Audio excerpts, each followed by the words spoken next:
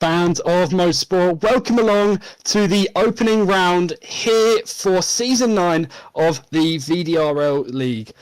I am joined alongside some new faces as well, but the original Nedzo and YB. So Nedzo, how are you feeling today?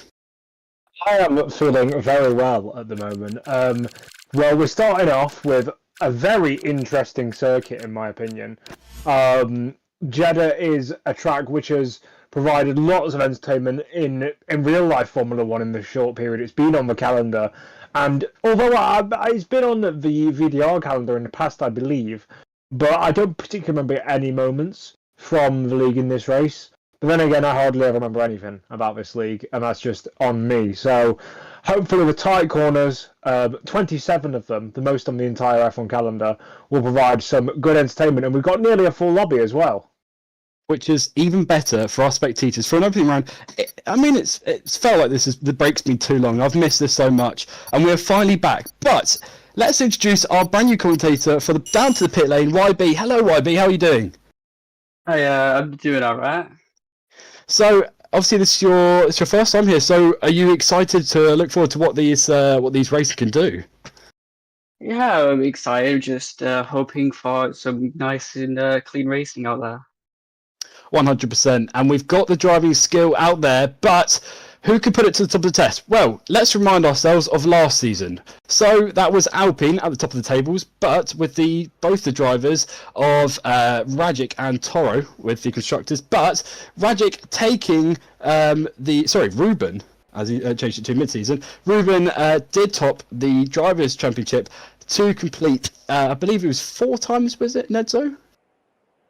It might be a 4-time champion. I'm not exactly up to date on my stat sheet that I've been making. I'm so early on, in fact, that he's not won a single title yet, which is actually quite crazy. But yeah, it's something around that 4, maybe 5 titles. Nonetheless, he's definitely in the conversation for the go to VDRL. 100%, and we get, along the lines of qualifying, we do like to talk about the drivers and what we can expect, but what I love about the season opener is we don't know what to expect. Obviously, we've got the quick drivers up at the front, but, they're all new, aren't they? So we could have a big shock. I don't know the new faces on the grid yet, but we will definitely be introduced to them throughout. But obviously there's a new one of Dylan, actually. I can't remember if Dylan was in last year for the last remainder of the season. Obviously, Timo was taking the position alongside... it was Kevin, sorry.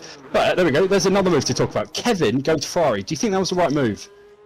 Well, he's been at Ferrari in the past, in previous seasons. So he's been one of those drivers who's kind of jockeyed between certain drives, whether it be Ferrari or Red Bull or any other manufacturer that he really wants to go to, because obviously it's equal cars. He doesn't have to do it on a performance basis, so it's just whichever car he likes on a certain game. Some people like certain engine tones and certain even steering wheel shapes that can change your driver's preferences in this kind of sim racing world. But yeah, also Dylan is actually an OG of this league. You might not know him, but he competed from season 1 up until around about season 4, season 5. He just took a bit of a break after that. He also, I'm currently making a stat sheet which has every single race result in VDRL history, and he has, I believe, one of the highest DNF percentages of any driver. And that is, well, obviously he wouldn't want that on the opening round here of Season 9 VDRL. Let's talk about the calendar. We've got an interesting calendar ahead of us for this year. We start off here in Saudi Arabia, then we head to Spa in Belgium, then we're at the home of my favourite country, the UK. Don't know about that. And then Brazil 4th, 5th Spain, round 6 is Monza, 7 is Japan in the Suzuka track, round 8 Austria, round 9 Singapore, 10th is the Hungarian Grand Prix, the penultimate is Azerbaijan, and we end in Lusail in Qatar, which is going to be, well, we had some good action from that last time, didn't we, actually, with the DRS train, my favourite word in VDRL, the DRS train. That is the biggest thing that occurs in this, and do you think that will really play a crucial part today, Nendo? I think DRS could definitely play a crucial part. What I've just seen is we've had our first abnormal VDRL moment of the year. Tiaz going on to a flying lap, going through turn 2. He had a slow car coming out of the pits on his left, and there was slight contact. It seems we didn't see it from on board Tiaz, but the guy who he made contact with has been given a 5-place grid penalty just by the in-game things. So that already we've had a strange moment as Tiaz is on his first flying lap of the season in that bogey green Kick Sauber. But yeah, I've always been a person who's liked to bash VDRL for putting lackluster races on the calendar. But I think finally, this is one of the calendars where there isn't really any outstanding stinkers. Maybe Hungary might be a bit boring, but apart from that, I can't really pick fault with many of the other things, as TS has a bit of a poor final corner coming up to the line. Yeah, I mean, that's the other part of the drivers. Well, let's also talk about, I mean, there's so much things to talk about because it's a new game, this. The handling, well, I'm not sure, I haven't played the game yet. No, so I don't know if you played the game yet, have you? Basically, it's F1. It's a similar sort of style to F1 24. It's definitely closer to 24 than any other F1 game I've ever played. But it's been dialed down in certain aspects. It no longer has flick steering. No longer works, from what I know. There isn't. I don't believe that you have the same mechanical grip that you used to. I believe the driving style has shifted from you need to be from needing to be aggressive to needing to be smooth.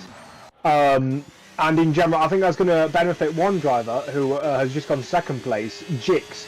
Now, he is a multiple-time champion, I believe, and at one point had the most wins in VDRL history. He notched up about 30 in about 70 races. But then at the end of the season before last, I believe, he did a Daniel Ricciardo. He'd basically fallen off a cliff in terms of performance and was no longer anywhere near the driver he once was. And so kind of quietly retired. Ironically, I think it was after a race in Singapore as well. But he's now back on the grid, hoping to maybe recapture some of his old form.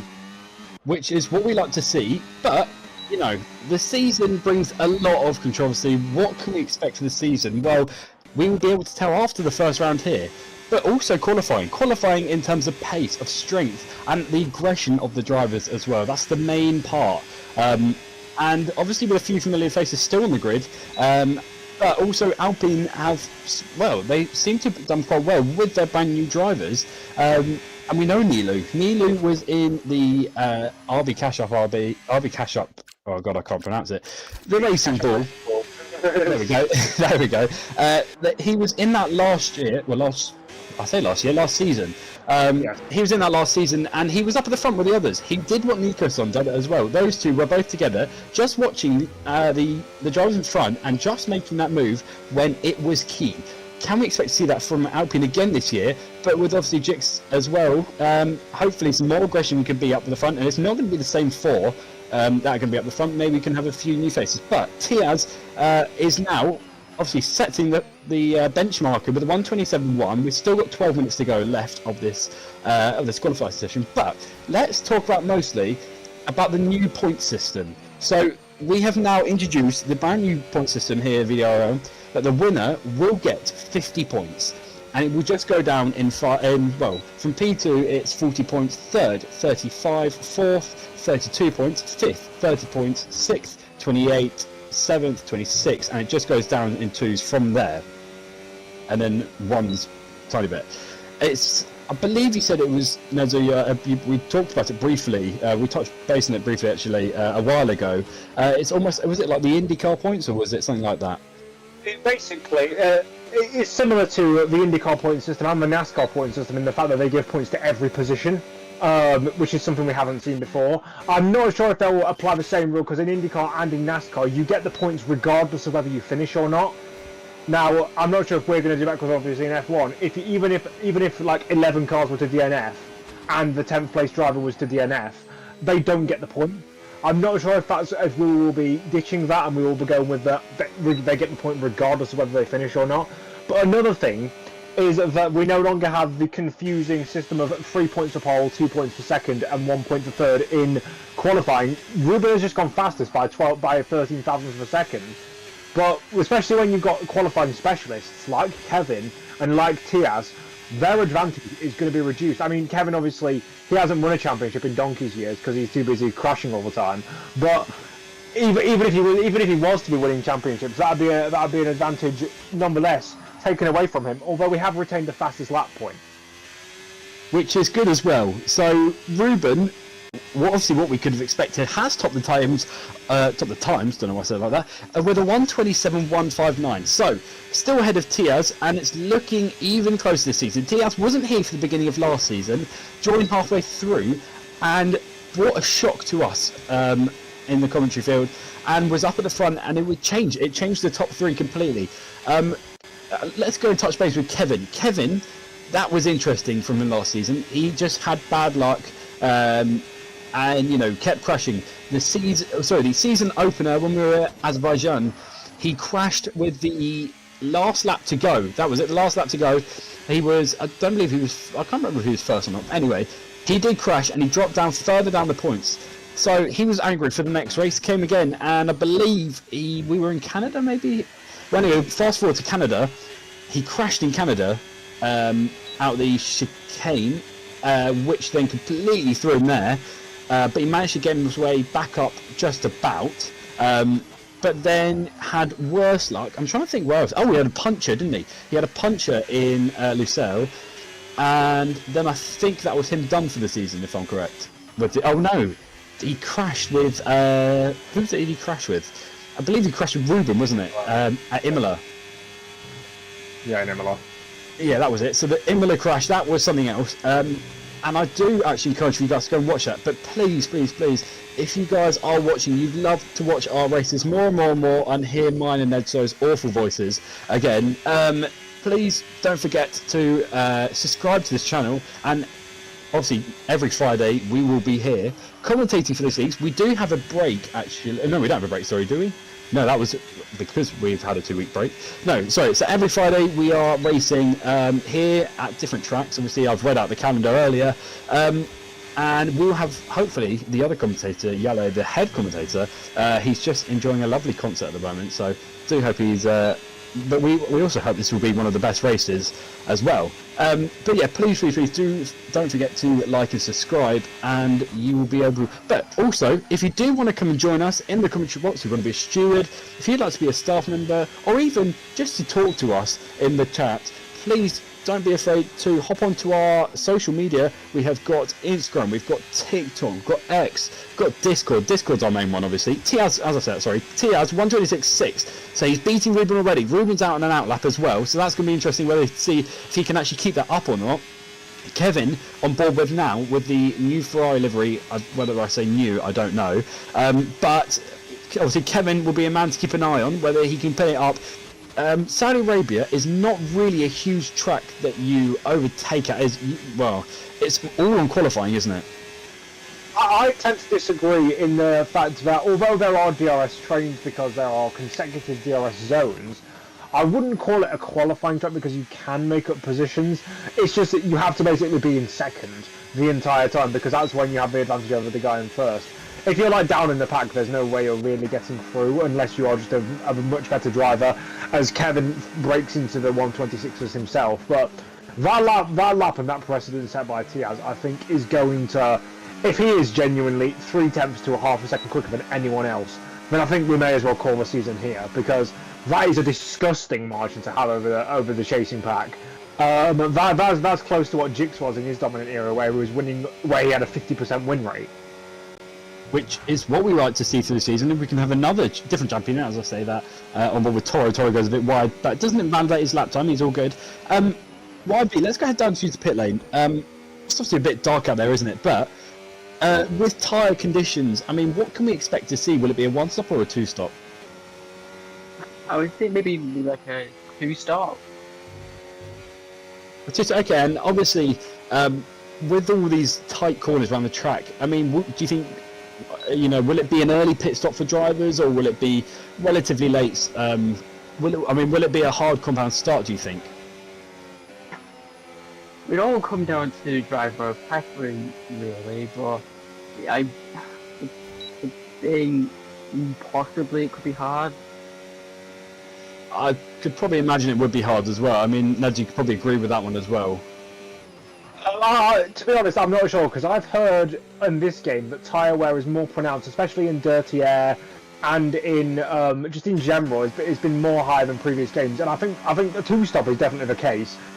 Hard around Jeddah though, I'm not sure. I think a medium soft or a medium soft would be the better strategy, because it's a 25 lap race, and unless tyre degradation is like 2012, 2013 Pirelli style cheese grater tyres, I don't think the hards are going to be necessary. I might be wrong, and maybe tyre temperatures will play into that. But I personally would avoid the hard tyres, especially considering how bad they were on last year's game. I would probably avoid those. Yeah, 100%, and that's what we can expect to see for the drivers today as well. Well, what they can do. What I didn't actually point out, and as I say that, that's a huge snap of the rear from Stay Daisy there, and well, actually, thankfully, I don't think they validated the lap time of the Ferrari. Which Ferrari was that? That is Redman. So that's a new driver to the grid with his teammate Kevin, a huge championship contender, obviously, but obviously Redman could do something as well. But Stay Daisy, that's another person to talk about. I was going to talk about Nilu putting himself up to third position, knocking Ruben out the top three there. But Stay Daisy, I remember them in the Williams in Las Vegas. They were leading that race, and they were absolutely dominating it as well. As we were on board with one of the RBs back there, and they did go off. I think this is Werner. Osman there as well, going off, cutting across the track with traffic just slowly coming in behind, but it's not going to affect them too much, hopefully not. All the drivers are respectful in this league, so we'll let them by. Right, so Redman is just coming down the gears, looking for a lap time now to set for the top of the tables alongside his teammate. Will he be able to do it? We've only got 3 minutes left, so half the drivers will be coming out any minute now, but who will get provisional pole position for the season opener? Well, Nedzo, what is your prediction? On this current pace, if Tiaz doesn't get it, then I'm going to do something unspeakable to myself, because he is clearly the class of the field. Unless Ruben, Toto, the guys who we usually see right up at the top, unless they're sandbagging, I really don't see how anyone can beat Tiaz, because to be 3/10 to half a second up after just the first runs, or after just the first and second runs, I can't see how anyone could top that, to be honest, especially considering Tiaz's incredible qualifying form last year. I mean, that was incredible last year, knocking Kevin's unspeakable pole position streak he kept up, and it was knocked down, I believe, by Ruben in Luceo, maybe before that. But I mean, that was incredible. He was knocked down so much, but managed to bring himself way back up to the top in qualifying, and he's done it once again. But on board with Competitive there, and Competitive is just on a quick lap now, just trying to keep in, almost losing the car on the exit there, but still managing to keep the car straight. These are possibly the trickiest parts of the track, trying to keep it on track as well, and also around here, but he seems to have done that pretty well, and is now coming up to the end of Sector 1. Where's it going to be? He ends up 5/10 up on his lap, so he's on a flyer. Will he be up for a provisional top 3, top 5, maybe top 10? I can imagine he will be in the top 10 if he's 5/10 up on his lap. It's all depending what he can do on Sector 2. He's managing to keep tight into the corners, and that's actually what you've got to be doing. And as I said, he's lost the rig completely, almost going round Competitive, almost losing the car there, but saves it just in time. And what a save that was. And Tiaz there, also on board with now. Tiaz just staying with the cars by from an open lap to set the lap record. Not record, sorry. That would be incredible if we did. But to set the fastest lap to keep his provisional position. Kevin is also a man to keep an eye on. These two might be the closest people in the for this season, but that's all to come in just a couple of 1.5 minutes left to go, and I'm excited for this race 100%. I mean, I was more excited for the for every season opener. I'm always excited. I'm sure you're the exact same, Nento. Yeah, I would say so. Jeddah's definitely going to throw a curveball at these drivers, because it's punishing.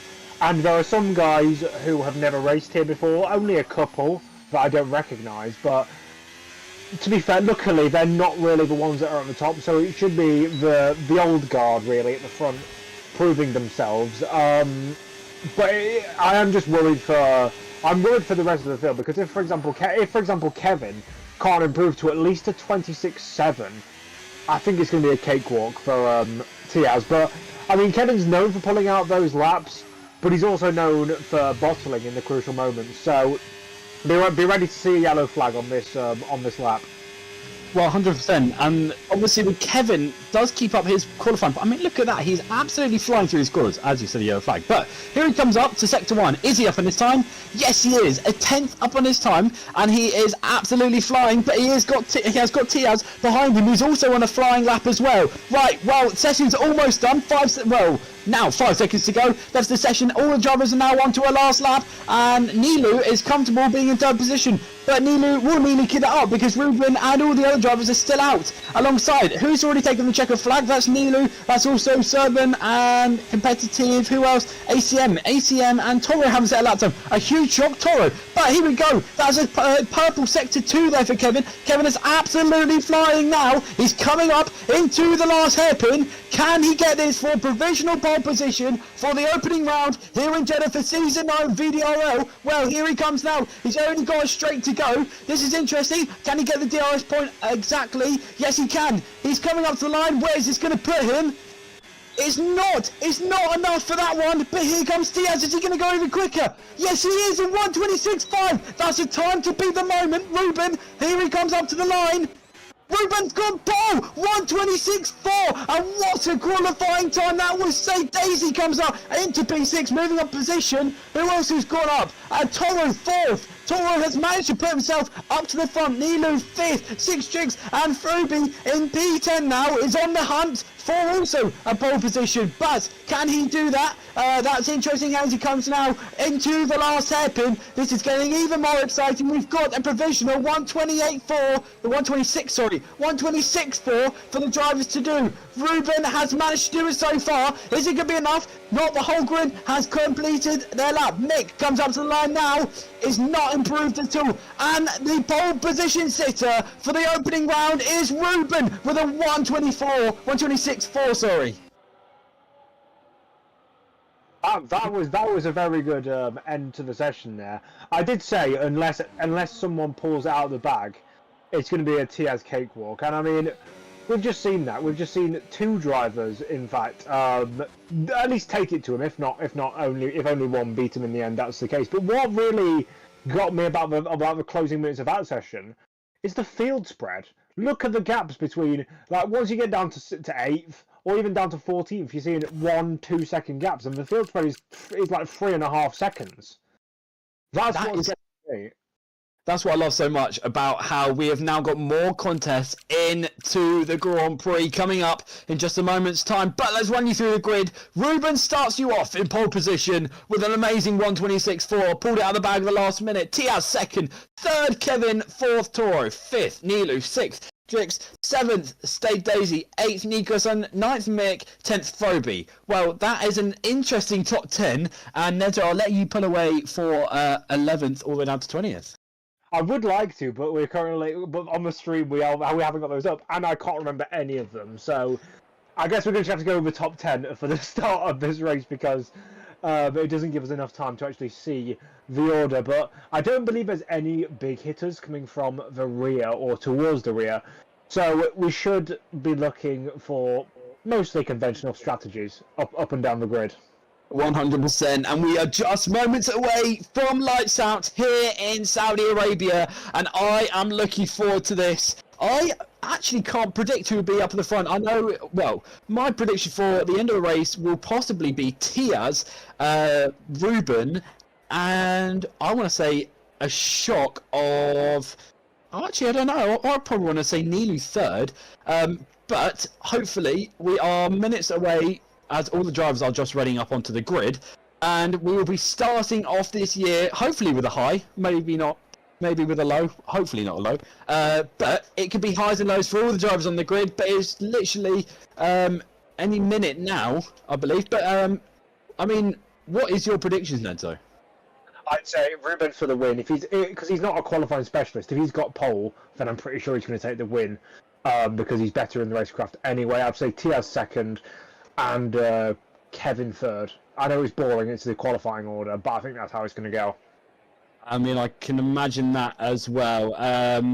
You know, this is going to be I'm excited for this. I'm always excited for the season opener because everyone is on the exact same points, obviously 0, and also, you know, it's also a win or lose, lose. There we go, win or lose for this as well. But everyone, please, if you have been here for a while and you know the drivers, or even if you're new and you just want to guess, put your predictions into the chat. We are all reading the chat, so we're very happy to read them. And we'd love to see what your thoughts are. I have to say, this break's gone on for a lot longer than I've expected for all the drivers.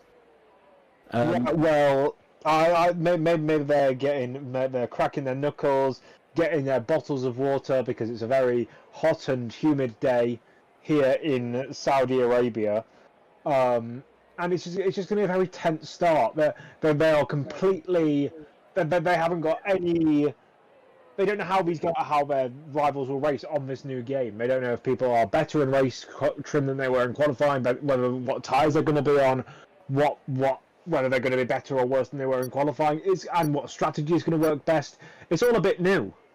Right, here we go. We can hear the countdown in the background. We are moments away from lights out for the opening round.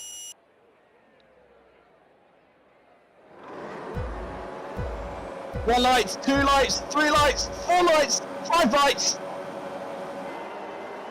We're lights as we grow, and it's for the season opener here in Jeddah, and Ruben gets the start he wants off the line, but it looks like Toro has managed to fight with the flying forward going off deep of Kevin, and it looks like a side-by-side action between those two, but Ruben got the comfortable lead, and Tia's in behind. Further dropped down so many positions, all the way down to 6. Chick's just in behind. Any action to throw back? Yes, there is. That's Dylan in the Red Bull, and also the hat of XS G-Man there. He's all over the back of him now. Every driver just being careful. It's only just the opening lap, but what a start from Ruben. That is just impressive. That's what he needed to do in the first lap of the first race of the season. That's just what you need to be, sensible and calm. Unlike Kevin, who got a penalty for needlessly cutting the corner. He could have easily either A, stayed on the track, or B, slowed down so he wouldn't have got a penalty. He needs to be thinking the long game in these races, and it seems that he's not shaken off the heebie-jeebies of last season of just making needless errors where you don't need to. He's now down to P6 with a penalty that he's not going to be able to shake off until the end of the race, and that, especially if there's going to be a late safety call or any safety call in at all, he's going to be screwed. And he 100% will, and that is why it's getting interesting, but that was Werner there. He went off track, and Dylan slopped through that position, but his teammate, Werner's teammate just in behind, on ACM's also looking, but here goes Werner. He's looking for a move around the outside. It's going to be very poor. Managed to pull it off. No, it's gone deep. His teammate's going to look this though, and Ruben has already set the quick snap in the race, obviously with the fastest driver, first driver, so, but is that is Werner. Werner did get contact and was into the pit lane, but Sermon there, all over the back, and there's contact there with the Haas. The Haas has managed to, I don't know if he got rear-ended or not, but he has got front wing damage, and I don't know if that was from the Alpine or not. Was it, Neto? I couldn't see much there from the camera angles we had, but we'll probably see what happened after the race, because it's getting pretty feisty in the midfield. I would say that they need to calm it down a little bit with this contact. You can see drivers going wide, going off. It is Jeddah, and I do expect it to be quite difficult, but still, that's an illegal overtake.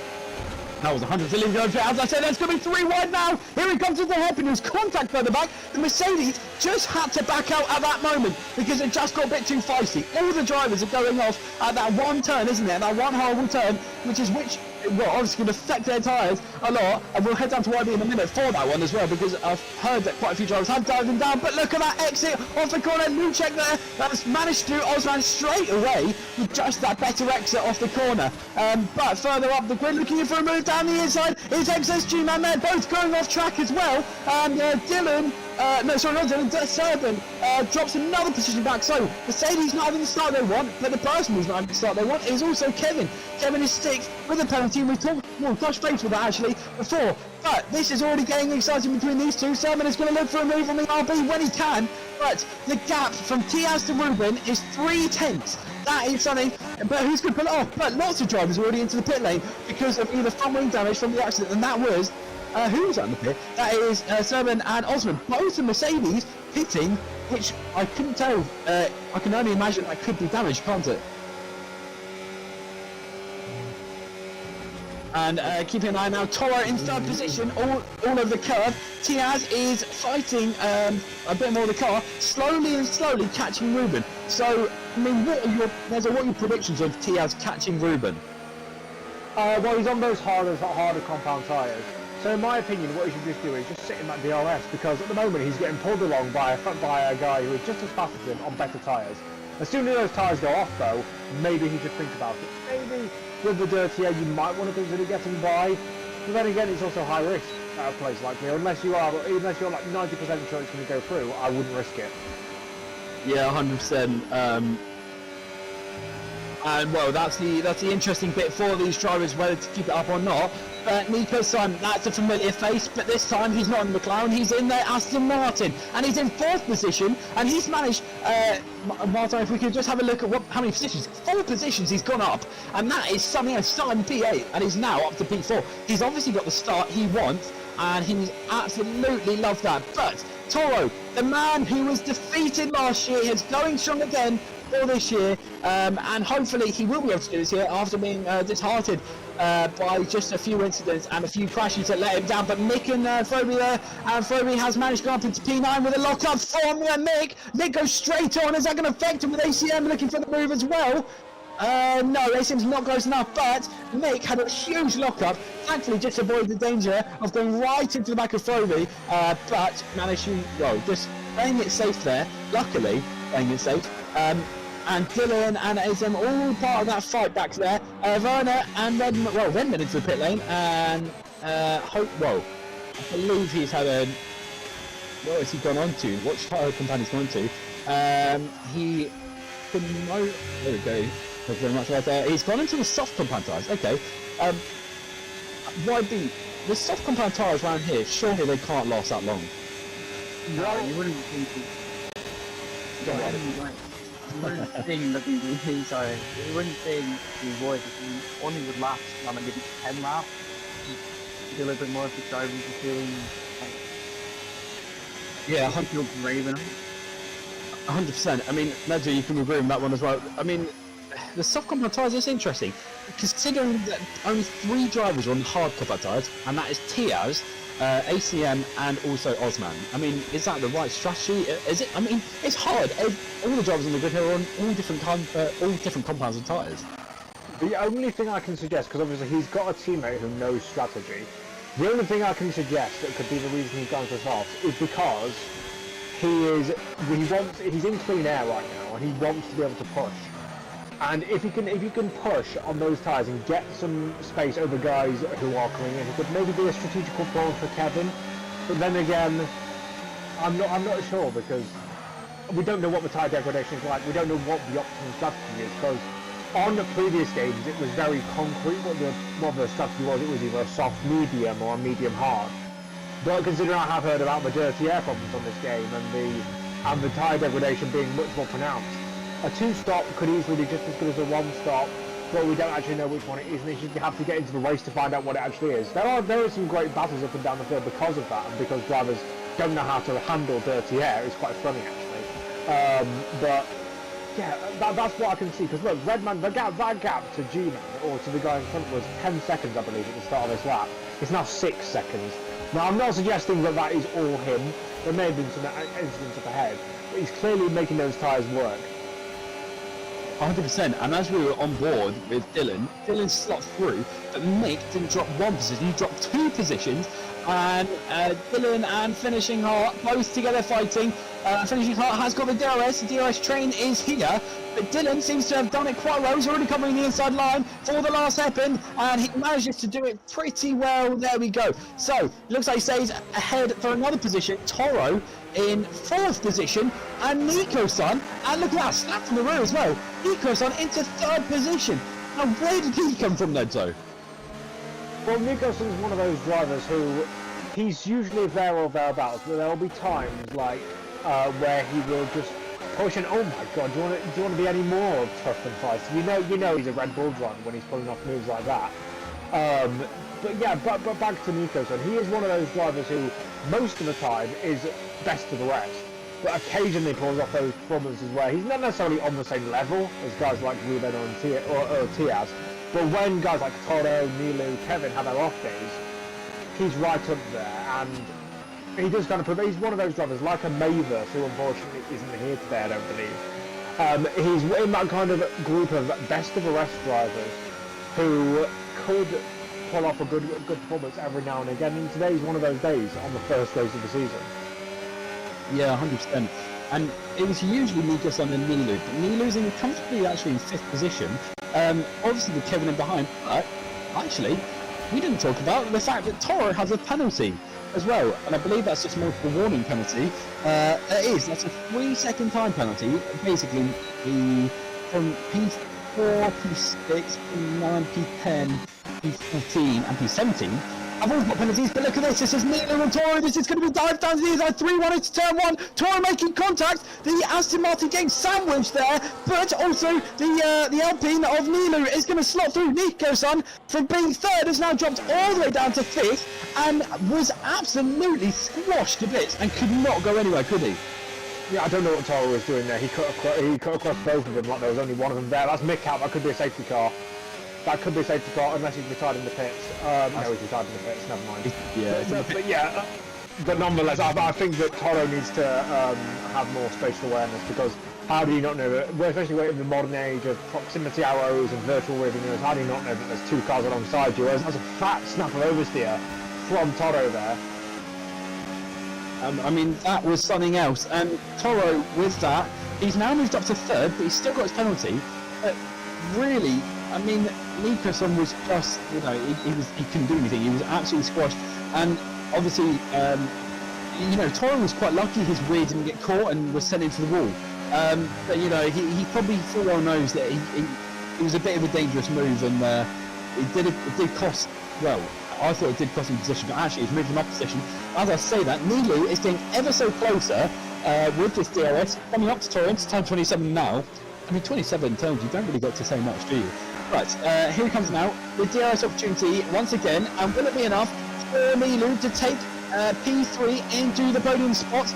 Well, this is all up for grabs. P1 and P2 are both comfortably sitting together, but it actually looks like Ruben has managed to pull away. If you remember, the opening couple of laps, it was 0.3, it is now 0.5. No, it's dropping massively there. Tiaz somehow was catching him rapidly through these parts. Dylan into the pit lane as well. Dylan is moving, I don't know what tyre the compound is moving on to, but Nilu is definitely on the hunt for P3, and I mean, we knew these guys had the pace, but I mean, Nilu and Nico-san, we just thought they'd be sitting behind and just taking the opportunities, but really, they're one of the contenders.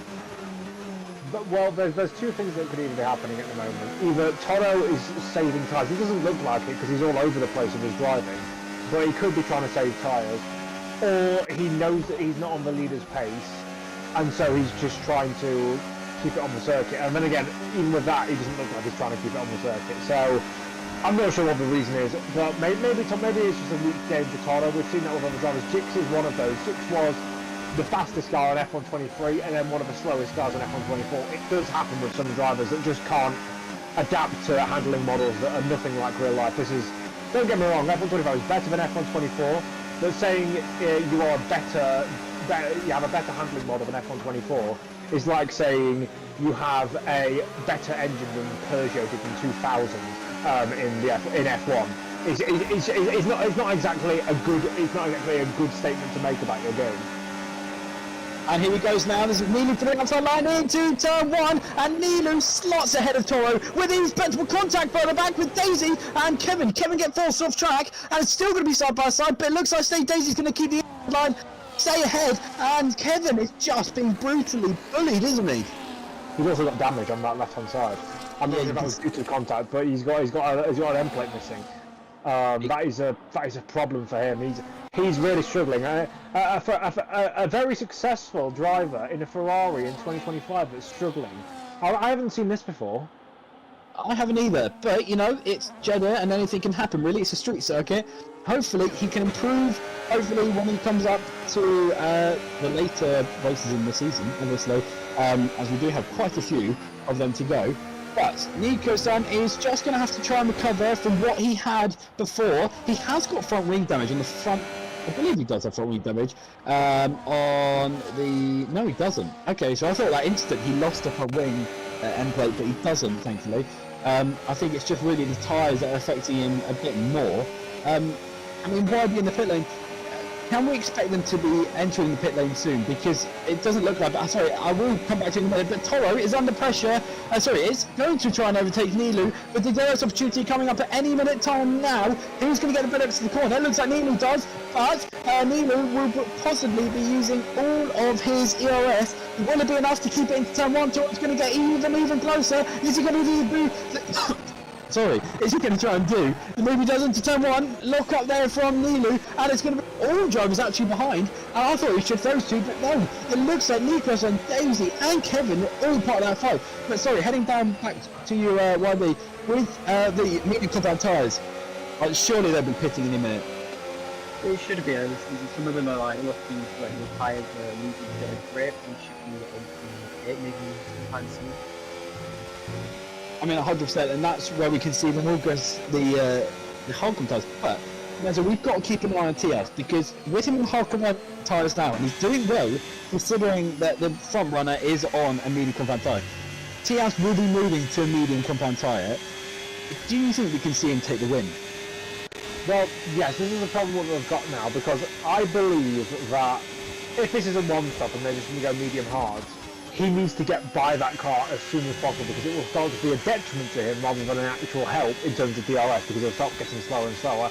If these drivers aren't going to the hards and they're instead going to try, like for example, if Ruben is going to try and do a medium soft, then the tyre life might be long enough that he's trying to think, but he's lifting off into these corners.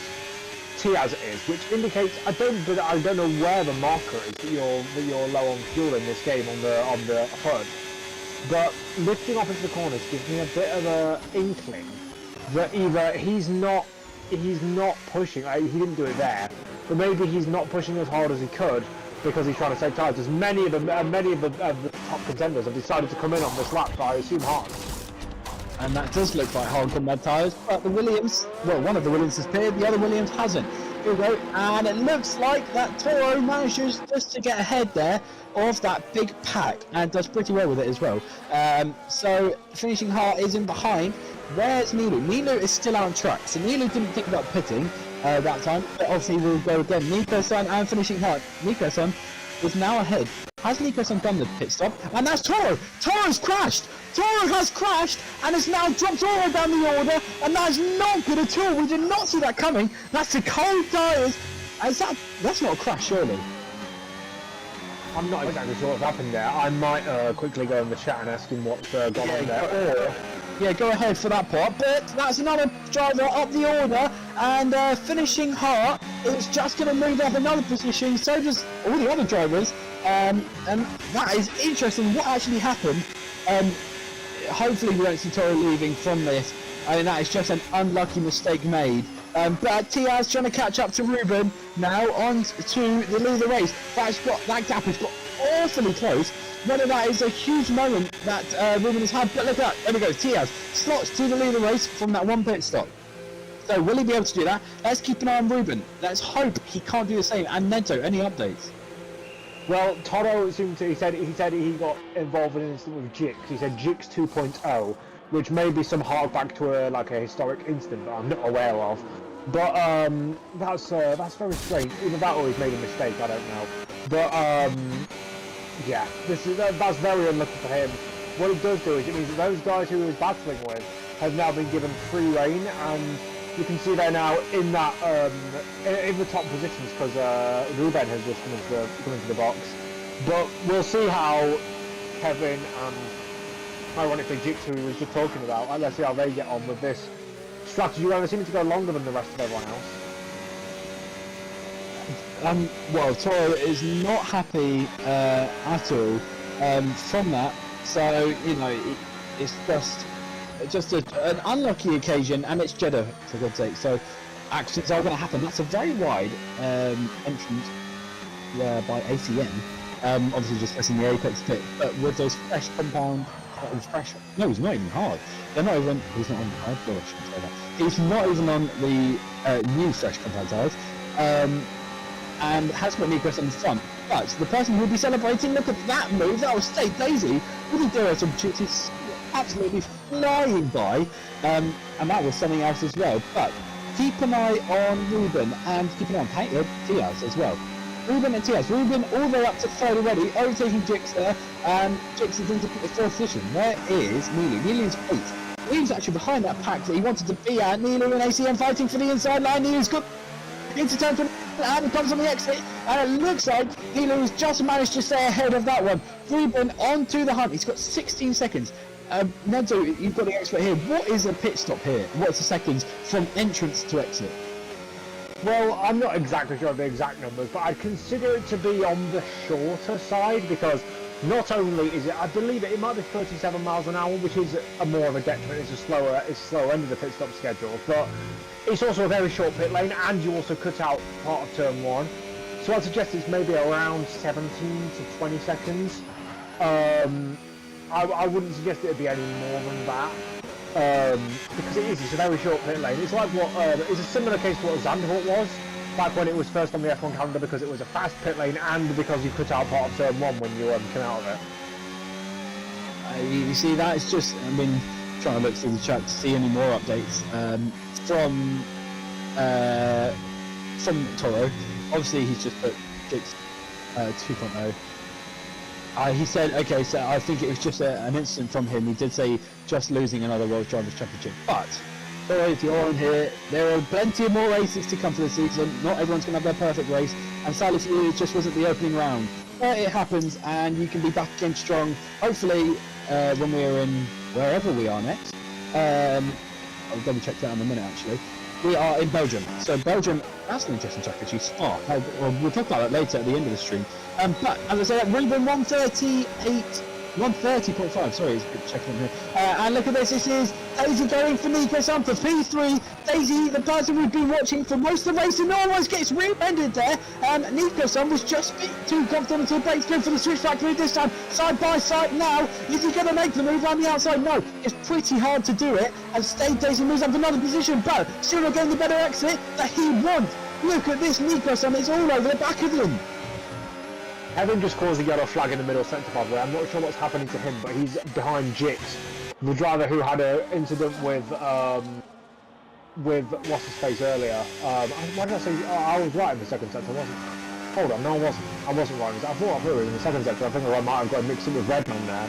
But yeah, Kevin seems to be struggling in this race, and that's a problem for him because last season he had most of the speed, but none of the racetrack. And now he's got none of the speed, and well, we don't know what his race is going to be like. Let's see how he does against Jix. It'll be fun to see. Yeah, that's the interesting part. Sorry, I was just trying to keep an eye and try and see if we can get more words out of Toro. For that instance, sadly, I was just wanting to know if it was the cold tyres that really didn't work at all for him, which possibly could be the main reason. Sorry? Tiaz is in, by the way. Tiaz is in the pit lane, so keep an eye on Ruben. Will Ruben be ahead? Yes, he is, and by a fraction. Look at that, he's absolutely smashed it out of the park with that strategy. And Tiaz, though, onto the medium compound tyres. Ruben's got 3-lap old tyres, still relatively new for now, but look at that, that was Nico-san. Nico-san is all over the back there of, it's all over the back of Slade Daisy. Slade Daisy is very, well, really good at defence, actually. But Nilu into P5 as well. Nilu will be trying to join in that fight with Nico-san because Nico-san is getting held up by State Daisy, and Nico-san does know that as well. Yeah, what I was going to go... Oh, actually, there's a quick battle going on here between Finishing Art and Dylan K, 2 OGs of the league. Are they going to keep it clean? Actually, yeah, they are, to be fair to them. That's a good battle for the wooden spoon that is 10th place. And it's not even a wooden spoon anymore because it's not the last points position. But going back to the battle for the lead, Tiaz needs to gain about, I'd say, 6, 7 tenths a lap, because not only does he need to get up to Ruben, but he needs to overtake him as well. Do I think he can do that? Yes, but Ruben can also stay in DRS after he's been overtaken, which could cause him some issues. So this could be an interesting battle for the lead, as there are also guys battling over these minor positions. Well, we've already had people in the chat saying that they want Tiaz for the win, so I'm sure it can happen with a bit of luck as well. All they need is for Ruben really just to go off, and that is, well, that would be game over almost, because Tiaz is in the soft block, we'll say the easier tyre. It can run out a lot quicker. But we are way over halfway over the, way over halfway through the race. And look at that, it's ACM getting overtaken by Phoebe, and Phoebe absolutely dominating in there as well. Let's put ACM into the pit lane now with 14 lap old hard compound tyres. Exodus Gamer and Competitive both fighting there with a lovely dive bomb from Exodus Junior there. Competitive is going to try and go for this time with the DRS, using the battery as well, looking for a move. Will it be the outside? Yes, and it looks like G-Man has covered the inside lane. Just ahead of him, just up the road. But look at that, going for a move on the outside of the Red Bull. Doesn't want to have a Max Verstappen 2021 and smash the front there. But here he comes now. Competitive is all over the back of him. Is it going to... There we go, and he's to do that. But man, give his position up. No, he won't. You know, for the inside line. Cut from Competitive. Contact there from both of them. The Haas manages to stay ahead of that time. Wow, that was fighting. I mean, we never see fighting from P10 onwards, do we? Well, not really, because that's just the problem with the modern F1 points system.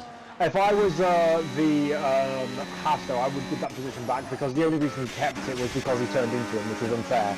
If I was him, I would either give that position back or face a penalty, because that was a bit on the dirty side, in my opinion.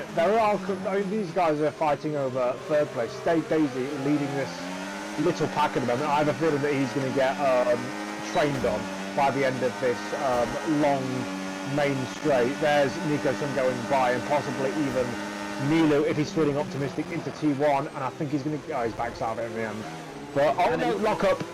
And that's a huge lock up there, but that was also Nico Sun getting a bit effective, but look at that, even with that lock up, it slots Nilu straight ahead. Now Nilu on for the high, thank you very much, take that, and he slots up now into P4, on for for the top three. The top two have always stayed the same throughout the race, but it looks like the P3 is up for grabs from a lot of drivers. But there we go, Dylan into the pit lane. At that point, Jix there. Jix is on the hunt for Kevin ahead of him. Kevin, remember, has got 3-second time penalties. All Jix really needs to do is just staying behind. It's a long game for the season, because there's plenty of rounds, plenty of time to come up to the top of the tables. Kevin is not having the race he wants, but at least he's into the high points in P6 there. Ruben hasn't it? Nezo? That gap between Tiaz and Ruben has gone down. It was 5.4, I believe. It is now 4.4. So something's definitely coming. I think there is some good, but I'm worried that he's not gaining enough. I'm not sure if lap times, which is the annoying part of this game. It doesn't have that feature.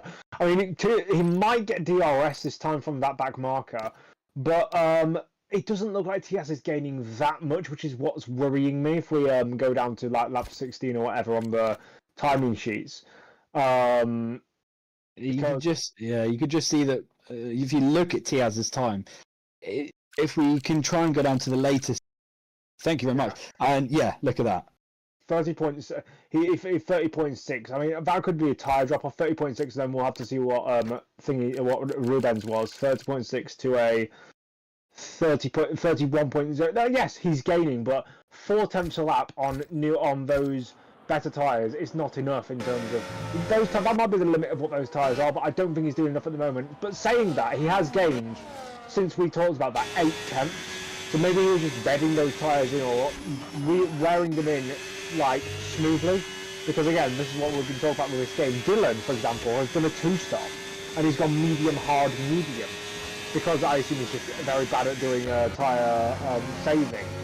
And that could be an Achilles heel of some of these drivers. Also, some of them not using any ERS. I've just seen someone, the Alpine, with 100% ERS. You never want to be at 100% ERS. You always want to be on about 99, 100, gain any, use any. Or you can use it, but you can't.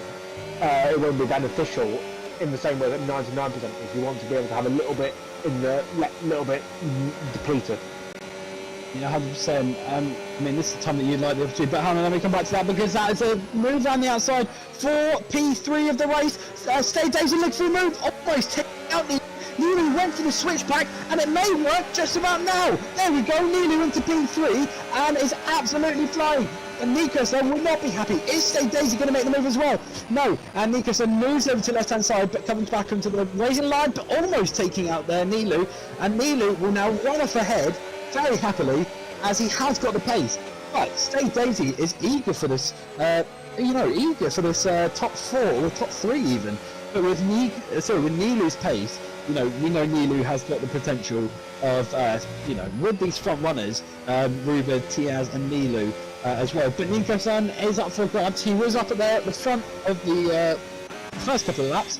He's not managing to do it now. Tiaz, it is 3 seconds. There we go. So it's getting even closer. We've got 6 laps of racing still to come. And now, on board with finishing hard, all over the back of ACM. ACM is doing good, great defence, and is really trying to hold him off as much as he can.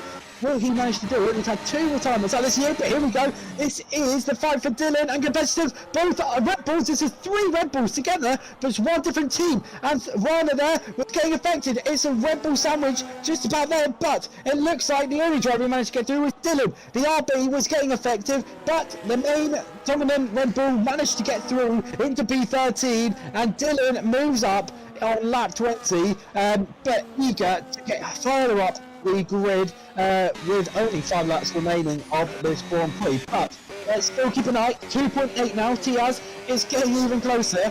Nezu, could we be on for a last lap draw? Can you imagine that?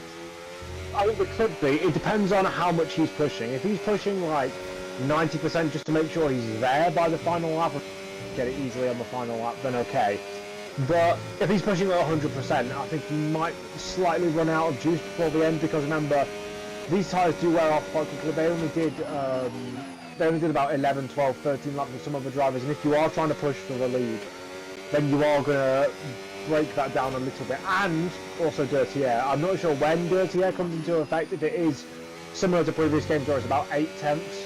But when he starts getting into DRS range, you'll have to deal with that. And although he's dealt with it the entire race, it will be interesting to see how he deals with it when there's a lot more at stake than there has been, because he's now losing a little bit of time, I believe, to, or maybe that's because Ruben's using a bit of ERS, but we'll see how that gap materialises, because it is interesting, and we have, we're going on to 5 laps remaining soon, so in theory he's in 5 tenths a lap, but he also needs to overtake.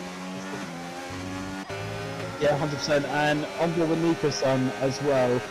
Nico's left. Sorry? Nico's left. He's ghosted. Oh, okay. Nilu has left. So, there we go. Nico-san will be celebrating with that one, because Nilu can now move further up the order. There we go, straight through, as if he wasn't there, which he isn't. But let's talk about another retirement, which is Mick. Mick had a brake pedal failure through his spin, sadly, so he will be out of this Grand Prix.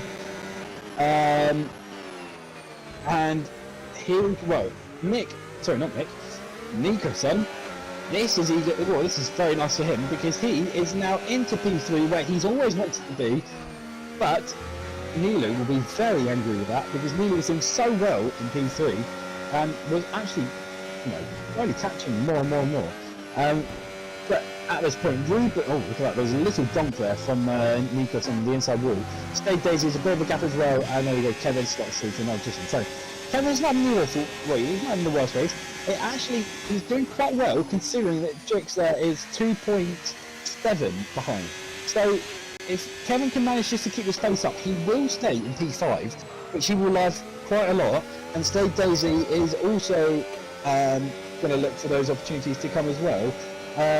On Nico-san, but the DRS opportunity is that main bit. But Diaz has gone up again, it's 2.8 now, so something happened back then, I believe, because it was in 2.7, or it might be 3.8. I don't know, anyway. No, you're right, it was 2.4 and now it's 2.7.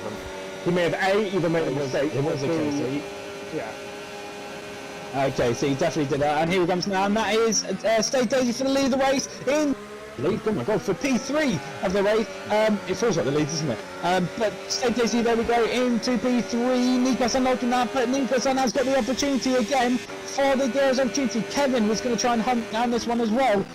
But Nico-san is eager to try and do it. Can he do it? No, he can't. And Stay Daisy takes another lap, recharging his battery, and still manages just about to stay ahead in that one. and Nilu has asked for an invite again because he had disconnected sadly. But they Nico-san are the ones to keep an eye on, but the other ones to keep an eye on is TS. Now, with only 3 laps to go left of the race, I don't know if TS can do it after making that mistake of going all the way down to 2.2.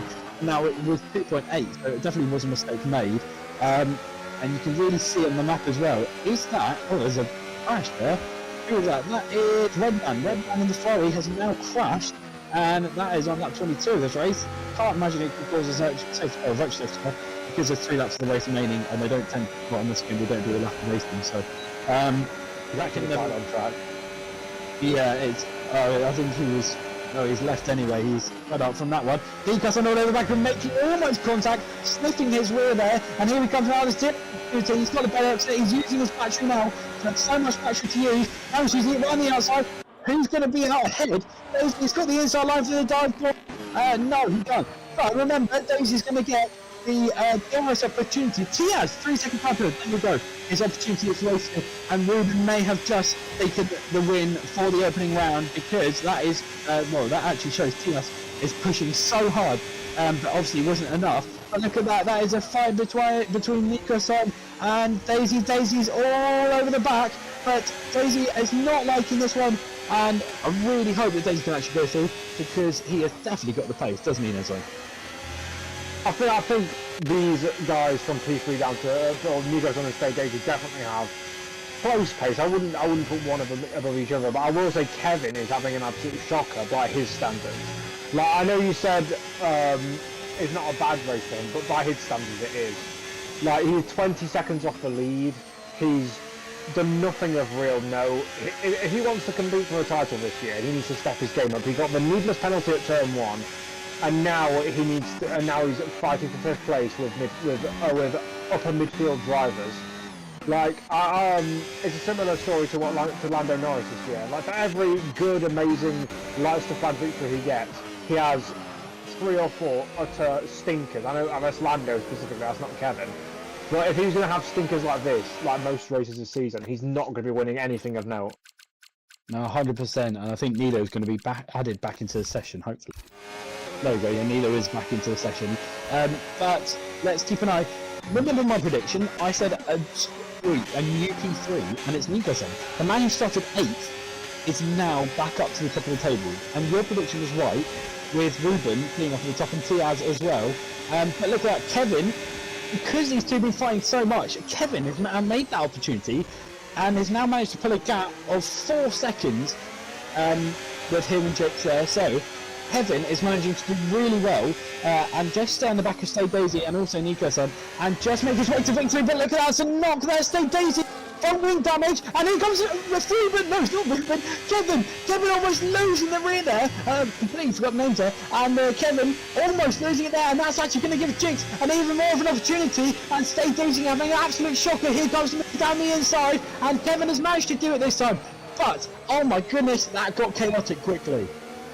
It did get chaotic quickly. Now he just needs to see if he can pull a 3-second gap before the end of the race, because if Stay Daisy can just sit in that window, even if he's losing out, he will start to do well. And Nilo has rejoined, but hopefully for his sake, he will be able to at least recover, or not recover, so he finishes no lower than 8th. As finishing hard gets a time penalty, and that's contact between Dylan and G-Man. You need to leave space, you spoon, and he nearly puts the Haas into the barrier because he can't leave space. And that's why this man has some of the highest DNF rates in VDRL history, because he just doesn't know when to leave that last bit of space. That is almost the most utterly moronic thing I've ever seen in my entire life. And I've seen some very utterly moronic things in my life. Well, here we are now, onto the last lap of the race. Let's keep an eye on Ruben now, if we could please go on board, because he is now moments away from taking his car to victory, and it's only got 2 sectors left to go. This man has started pole position. We knew he was up there. The reigning champion, reigning world champion in the VDRL, is now set to win his race once again, but Tiaz is another contender. But Nico-san will bring himself back up into the top of the tables.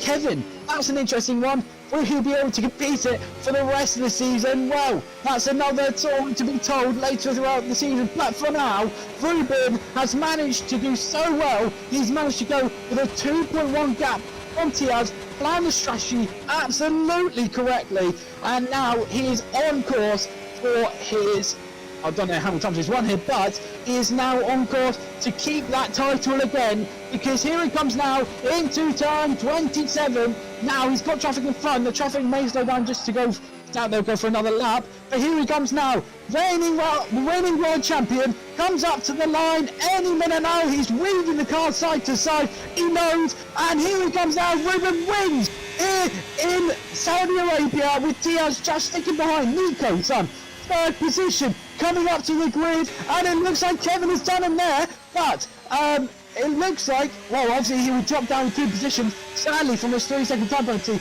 But what a comeback that was from Kevin, all the way back up to P3. The top 3 is the same again, but there we go. As I said, drops down 1 position, drops down 2 position, and it's not going to be the same now with, with a different top 3. But Nico-san is rounding out the top 3, and then so we can have we can breathe now. Yeah, I guess we can. I mean, when he had his old name, I used to say Rajic used to pull off his magic. Now you can say Ruben's got the smooth moving, but he did have a very controlling race up at the front, and if that's the precedent that we're going to set for the rest of the season, this could be a whitewash, because Kevin, by the evidence of this race, is washed. If he can improve for next race, then maybe he can do something better. But by the evidence of this race, he's washed. Tiaz has the 1 lap pace, but doesn't seem to have over the course of the race. And Toro has had his signature bad luck as Dylan comes home 11th. But yeah, I mean, it was an interesting race, interesting strategies. I want to see how that happens at Spa, a track where there is a lot of strategy to go on with. But that was quite a good one to watch. As we see on his cooldown map, Ruben happy with that one, it seems, after a steady drive. Well, not steady makes it seem like he was slow, but a controlled drive to P1. And Ruben, the reigning world champion, takes the win once again here in Saudi Arabia, as we get the qualification coming through any minute now. And 2 of the drivers are already in there. We're just waiting for Nikos. Don't know if Nikos will join. But there's a podium there with a very happy Ruben. And there we go, a new format here. Race winner goes to Ruben, fastest lap, Tiaz. And drive of the day is ACM. Most overtakes is also ACM. So that is incredible with that. But here we go. Your reigning world champion wins again. Saudi Arabia. And Tiaz slots into 2nd. Nico-san, a new face, up in 3rd. He's back up to 3rd. 4th, 5th, Kevin. 6th, Jix. 7th, Froby. 8th, Nilu. 9th, Check. 10th, Finishing Heart. And over to you, Nezo. We've got 11th place is Dylan, followed by ACM, Surbad, G-Man, Werner, Competitive Brain, Osman Sedat. Redman was the last man to DNF.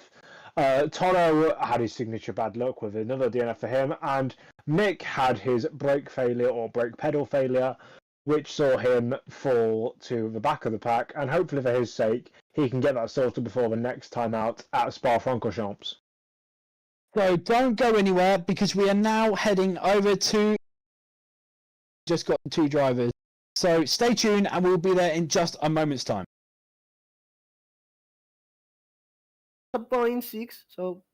Man, Kevin, your TT was so fast, I thought you were going to beat me. And here we are now. Well, that was something else. And I'm very happy to say that, we have got the drivers in here. We've got Kevin here as well. But Ruben as well. Let's start off with... Actually, no, sorry, we'll start from P3. P3 did go to Nico Sadly, he's not here. So we will go over to Tiaz. Tiaz, that was a hell of a race. I mean, that comeback was something else. Can you tell us what happened? It was a 2.8 gap, it got down, and then it went back up. So what happened? I mean, it was really just the mediums dying. Yeah, I mean, I thought they were gonna be pretty bad, or I mean, pretty good, but I don't know. I seem to be struggling at them, especially at the end.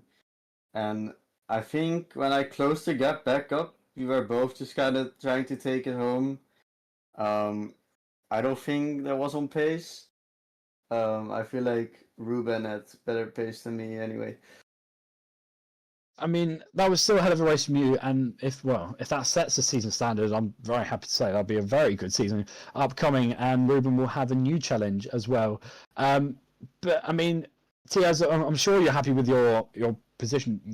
I mean, you set a qualifying, you set a hell of a lap time. I mean, were you convinced you were going to go pole position before Ruben did take it? Yes, I thought my lap was gonna be pole because in the runs before I was like pretty far ahead of everyone. But like before the quali itself, I thought I was gonna be way lower, so I wasn't really mad with P2. I was still pretty happy with it. Well, congratulations, Tiaz. And Nedzo, do you have any questions there? I do actually. You talked about tires and tires going off. Would you say that the tire wear on this game is way more pronounced than it has been on previous games? And do you actually have to manage them? Yes, definitely. The wear is so much more in this game, and you can't just push for the entire race without your tires dying. You just can't anymore. So yeah, you have to manage them a lot, or at least it's better if you do that.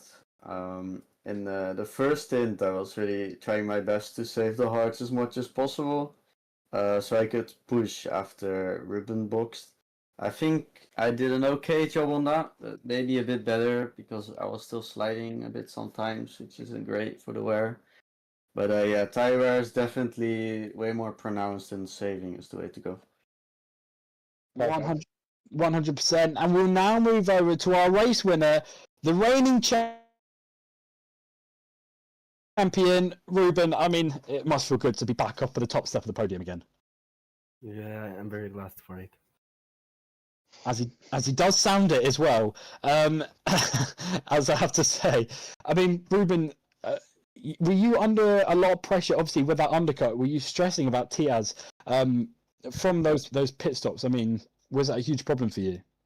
I mean, at the start, I mean, for when I pitted, my clear objective was to reduce the gap all I could, and then when I was like 12 seconds away from Tias, I started to relax the pace, to maintain it. As I mean, this is true, even though it sounds really imaginary to be said. So I started to take care about the tires and maintaining the pace.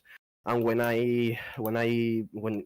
Tias pit, I was really nervous because I thought that Tias was also at the first stint.